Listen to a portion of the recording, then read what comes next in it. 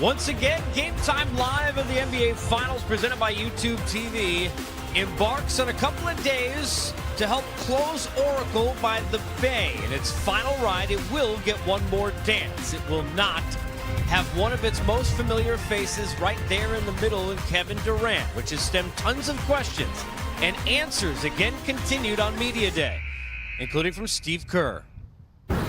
Would we go back and do it over again? Damn right.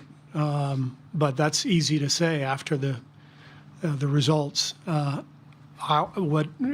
we gathered all the information, our feeling was the worst thing that could happen would be a re-injury of the calf, and that was the advice and the information that we had. And at that point, once Kevin was cleared to play, he was comfortable with that. We were comfortable with that. So the Achilles came as a complete shock. You can waste time talking about the what ifs and this and that. Injuries are tough and they suck, and they're a part of our game, and they're going to continue to be a part of our game.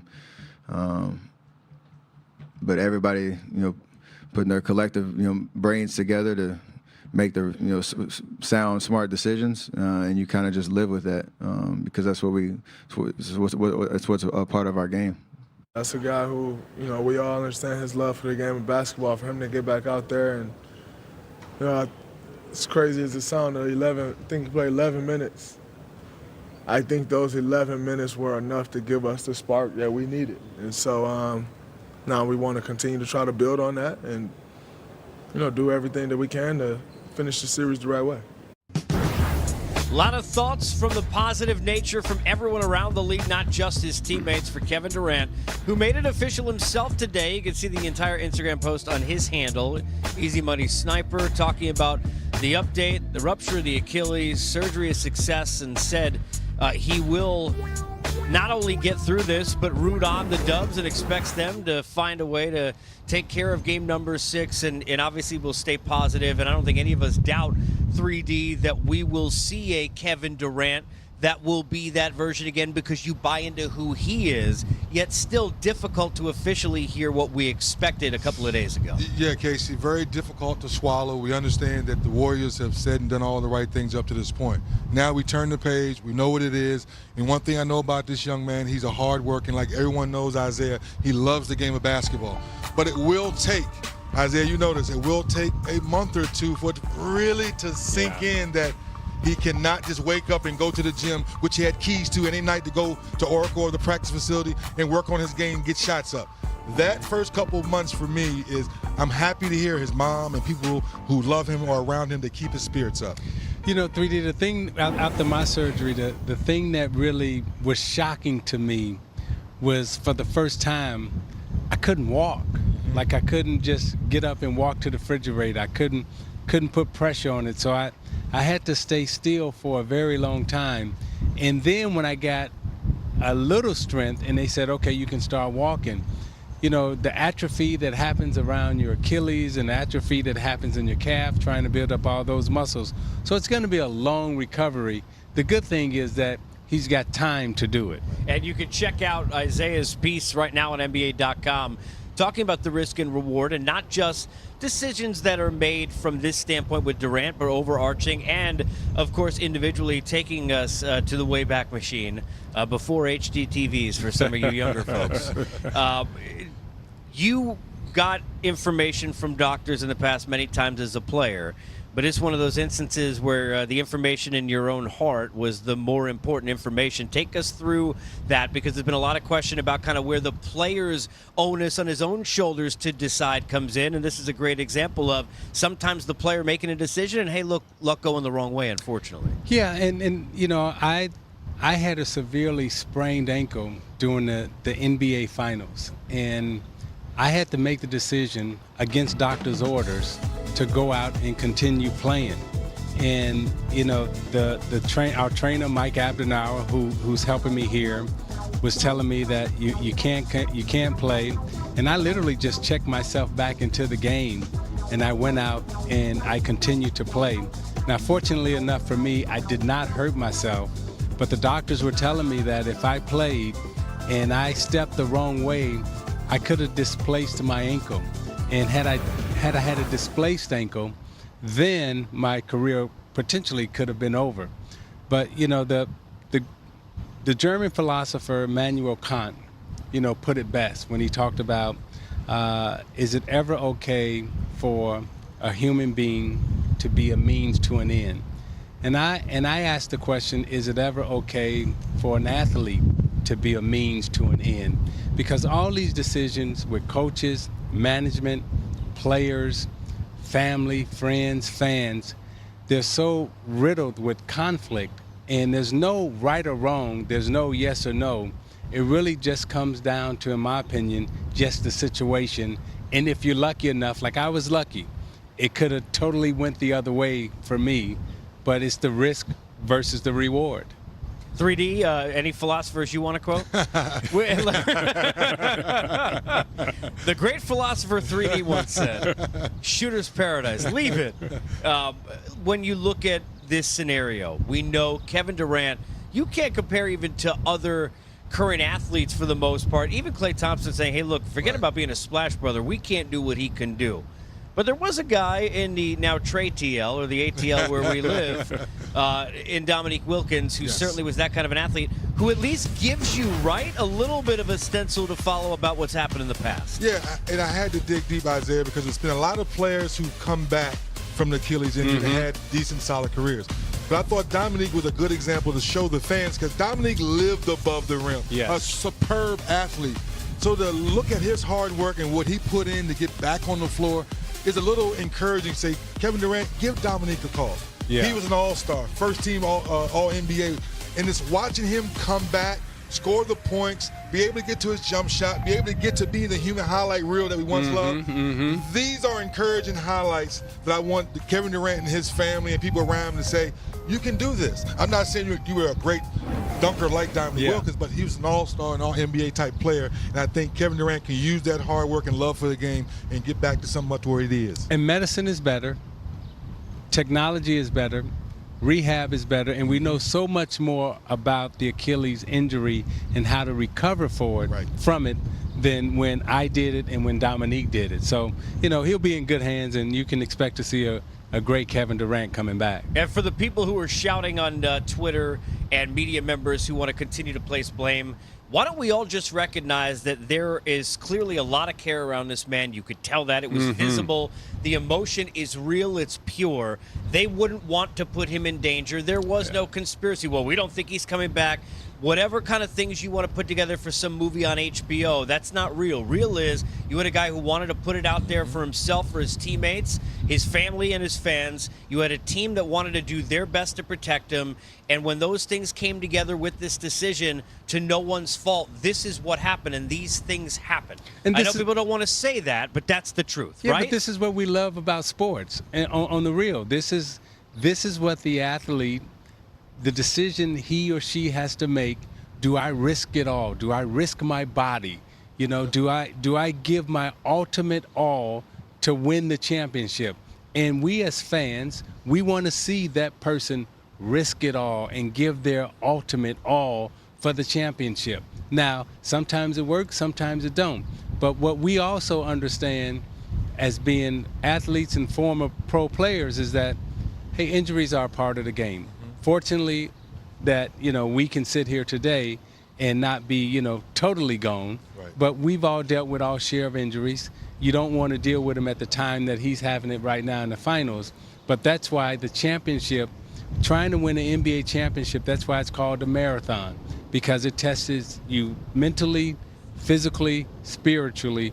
And most of the times when people are in this process, this is they're trying to three-peat. And on the three-peat, you normally break down. The Chicago Bulls did it. They were the last team to do it. And then Jordan took 2 years off, then came back and did it 3 more. But that third year, when you're trying to three-peat, you are at risk for soft tissue injuries. You are at risk for lack of mental concentration, turnover, so forth and so on, because it is the most physical, exhausting thing that you are trying to do from a pro NBA basketball standpoint. Well, from our standpoint, not physically exhausting, but mentally going through all the free agent possibilities. But it all began with that domino at the front end in KD, and there is a lot of, obviously, conversation for good reason about now what this means long term. Worst option whatsoever, there is no worst option because he can opt in, take 31, stay, try and get back maybe before the end of the year at some point next year in the playoffs. If it's a year timetable somewhere in the middle, again, it's possible. Right. Either way, he would still be able to show his health, doctor reports, whatever you want, YouTube videos, and go out there and get a max. Or you can go to a team that maybe is not very good right now, who's like the Knicks, go out, give you 4 for 164 and play only 3 of the 4 years. Either way, Kevin Durant's going to have an opportunity to make that decision. What I wonder, and I asked you this earlier, is the loyalty we've seen displayed, not the way people want to take it with, oh, well, they didn't handle him right. What I see is loyalty. What I see is he wanted so badly to win for them. They wanted so badly that you've got a GM crying on the stage in front of everybody to have him there. I wonder if that loyalty doesn't keep him here, even if maybe it wasn't going to before this. I told you off camera, Casey, and I tell him again. I never believed all the stuff that all these people were trying to say. I never thought Kevin Durant wanted to leave before the injury, and now through this process of the injury, I don't think he wants to leave. I think he'll sit down, get healthy, and once again have that heart-to-heart conversation with Bob Myers like he's done since he's been here. So as he gets healthy, I think he stays. If I'm in the Golden State Warriors organization right now, I reward him for the loyalty by letting it be known that we're putting the money down now, so you don't have to worry about it. You know, we're putting the max money on the table for you. All right. Well, was that for you or for me? I didn't know. Okay, fair enough. A great philosopher once said, "I'll take it." Anthony Davis, where is he headed? Our boy Griff knows. Griff, give us a call. We're coming back. 1,628 games have been played in the NHL this season. Tonight, the quest for Lord Stanley's Cup comes down to one more game. We have Levy and Melrose standing by live from Boston with a Game 7 pick, Sage. Yeah, Game 7 there, and the Golden State Warriors would love to force a Game 7 here in the Bay Area, but they do know today, everybody knew as of 2 nights ago, Kevin Durant will not be a part of it, but today he made it official by taking to his Instagram account and announcing that he suffered a ruptured right Achilles tendon when he went down in Game 2, or in the second quarter of Game 5 2 nights ago. This is the picture he posted on his Instagram account shortly after undergoing surgery to repair the Achilles tendon. Quite a dramatic photo. KD in New York undergoing surgery. And of course, this comes after this injury. When you saw the look on his face, everybody was concerned, and rightfully so, as he was helped off the court. He did say today in the Instagram post that the surgery was successful. We'll have more on that, plus Steve Kerr's statement on what he would do in the future, Kevin. Sage, staying in the NBA, huge development in the Anthony Davis trade talks. Sources are telling ESPN that the Celtics and Lakers are engaged in trade discussions for the 26-year-old six-time All-Star. Adrian Wojnarowski has been reporting that the Pelicans hope to trade Davis before the NBA draft, which is 8 days away. Great to have Woj here and joining us now. Let's start with the Lakers here. Where do they stand in these trade talks? Los Angeles has put in their offer Lonzo Ball, Brandon Ingram, the 4th pick in next Thursday's NBA draft. Those are the players involved in the discussion. So far, we're told Kyle Kuzma is not a part of it. What New Orleans would like, in the conversations they've had, are taking that number 4 pick and canvassing teams around the league to see if they can flip number 4 into a young star or a veteran star around the league who would be sent to New Orleans, and then that third team would take the 4th overall pick. That's where the talks are centered right now with LA. All right, we'll get to the Celtics and what they're talking about right now in a moment. But let's talk about this recent conversation that Anthony Davis's agent Rich Paul had with SI, telling them they could trade for him. That is the Celtics, but it'll be for 1 year in the event that he decides to walk away and give away assets. Don't blame Rich Paul, as Davis can become a free agent in the summer of 2020. So how do the Celtics view the idea of maybe having Anthony Davis in Boston as a 1-year rental?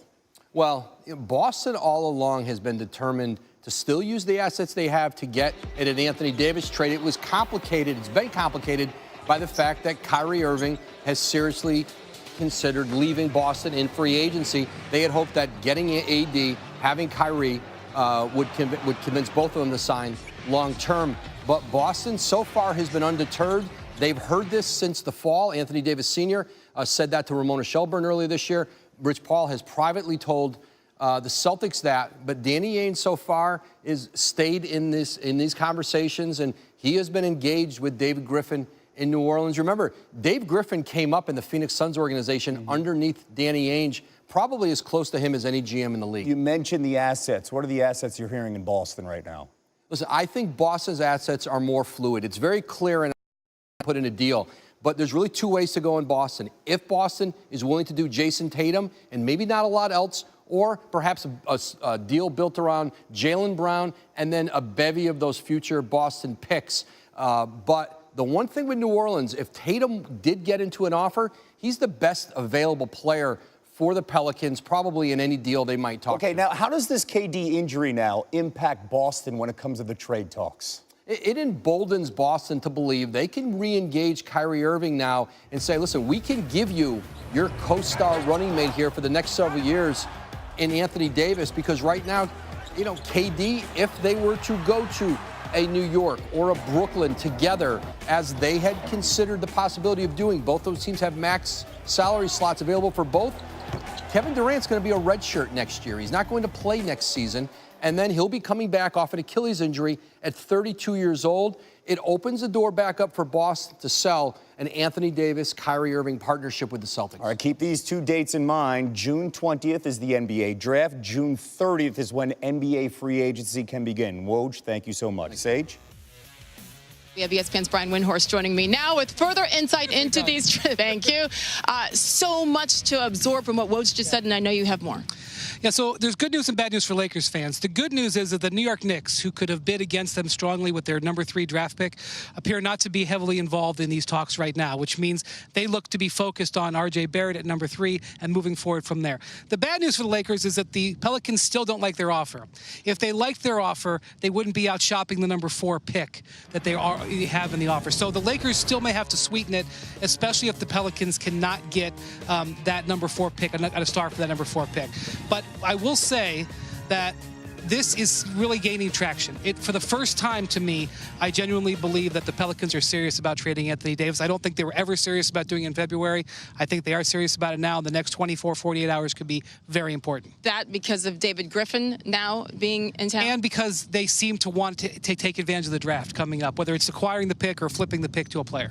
Okay, we shall see. And as Kevin said, the dates, they really matter. That's why this is heating up right now, all leading up to June 30th, when everybody can become a free agent, 6 p.m. Eastern Time, Sunday, June 30th. Back to the news now that is huge here in the Bay Area regarding Kevin Durant and his announcement that he ruptured his Achilles tendon as feared from Game 5 in Toronto. And this is the picture that he posted. Pretty dramatic, Brian. It's coming right off his surgery. Yeah. He posted it about 4 p.m. Eastern Time. And again, 2 days after he went down in Game 5 after the right calf injury that sidelined him since May 8th. And here's the post by Kevin, very lengthy. This is what it said in part. What's good, everybody? I wanted to update you all. I did rupture my Achilles. Surgery was today, and it was a success. Easy money. My road back starts now. Like I said Monday, I'm hurting deeply, but I'm okay. Basketball is my biggest love, and I wanted to be out there that night because that's what I do. I wanted to help my teammates on our quest for the three-peat, end quote. Here's Steve Kerr today. Kevin checked all the boxes, and he was cleared to play by everybody involved. Now, would we go back and do it over again? Damn right.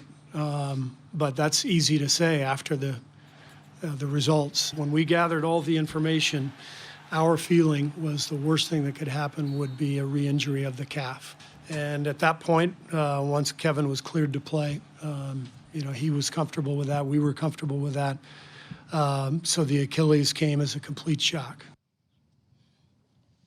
You know, Steve Kerr and the Golden State Warriors organization, they've taken on a lot of criticism since this decision to play him 2 days ago. Not only did he say he'd do it again, he said, damn right, I would do it again, Brian. Yeah, so they are actually on the same page about this. I know that today the Warriors did not provide an update, and then Kevin Durant provided an update, and it made it seem like they were operating independently of each other, which obviously is concerning with his free agency coming up, but that is not the actuality. They were on the same page. The Warriors knew he was having surgery today. They were in communication with him, and he and Steve Kerr said the exact same thing, which is Kevin said, I I made the decision to play with the understanding of what was happening, and Steve basically is not backing down. They're saying that, yes, it was a terrible incident. It was a sports tragedy, a basketball tragedy, but both sides appear to be saying, look, we're not going to focus on blame here. We're going to focus on recovery. That said, Sage, it still remains an incredible blow to this whole organization. Absolutely, and I want to emphasize what you said there, because he was specific, Kevin Durant, in his post there, saying, I wanted to be out there because that's what I do, and I wanted to help my teammates, as we take another look at it there. So again, they do seem to be on the same page. People can stir the pot, and hey, there's probably a lot more to this, but right now they're all saying the same thing. Real quick, Brian, obviously he can opt out of his deal come June 30th. This injury, as soon as it happened, we all said, wow, what next? What's he going to decide? What's your gut right now? So in talking to people around the league, the expectation is to opt out of his contract. He's going to get max contract offers, maybe multiple ones. Kevin will not be hurt monetarily. Sure. But physically, he has got a long recovery. Okay, Brian Windhorst with the very latest on Kevin Durant. And once again, everybody here, their minds on him, their hearts with him. But they have a job to do, and that is tomorrow night right here back in the Bay Area as they try to extend this series and who knows, maybe contend for a three-peat. Let's go back to Bristol.